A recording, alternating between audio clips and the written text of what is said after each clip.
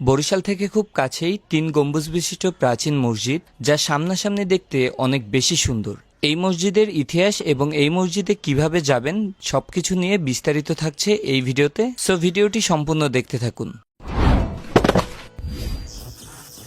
Hello everyone, this is me Tanmay. দিনটি ছিল শুক্রবার, আর আমাদের পরিকল্পনা ছিল আমরা মিয়াবাড়ি মসজিদে গিয়ে জুম্মার নামাজটা পড়ে নিব। এর জন্য আমি ফার্স্টে চলে আসলাম চৌমাথায়। চৌমাথা থেকে 30 টাকায় অটো নিয়ে আমরা যাব মিয়াবাড়ির দিকে। অনেক ক্ষেত্রে 40 টাকাও আপনাদের থেকে নিতে পারে সম্পূর্ণ মিয়াবাড়ি যাওয়ার ক্ষেত্রে, তবে বার্গেটিং করলে আপনারা 30 টাকায় যেতে পারবেন মিয়াবাড়িতে। আনুমানিক 30 মিনিট যাত্রার পর অটোওয়ালা মামা আপনাকে একটা রোডের সামনে নামিয়ে দেবে, আর সেইখান থেকে মাত্র 5 মিনিট হেঁটে গেলেই আপনি পেয়ে যাবেন মিয়াবাড়ির মসজিদ। আমি যেহেতু এর আগে কখনো এখানে আসি নাই, সবসময় মোবাইল স্ক্রিনেই দেখা হয়েছিল, বাট আমি এটা বলতে পারি যে এটা ছবির থেকেও সুন্দর। চলেন এবার ইতিহাসটা শুনে আসি। 3 গম্বুজ বিশিষ্ট এই মিয়াবাড়ি মসজিদ বরিশালের করাপুরে অবস্থিত।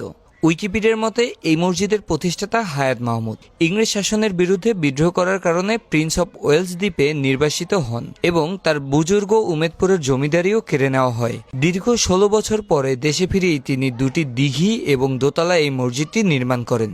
মসজিদটির ভিতরে বিভিন্ন ধরনের কারুকার্য এবং বিভিন্ন ধরনের স্থাপত্য, যা আপনাকে মুগ্ধ করবে বারে বারে। যাই হোক, এটাই ছিল এই মসজিদের সংক্ষিপ্ত একটি ইতিহাস। এই মসজিদে দোতলায় ওঠার যে সিঁড়িটা আছে তার নিচেই 2টি কবর ছিল। আমি এখানে স্থানীয় অনেকের সাথে কথা বলেছি, কিন্তু তারা বিস্তারিত এই ব্যাপারে কিছুই জানে না।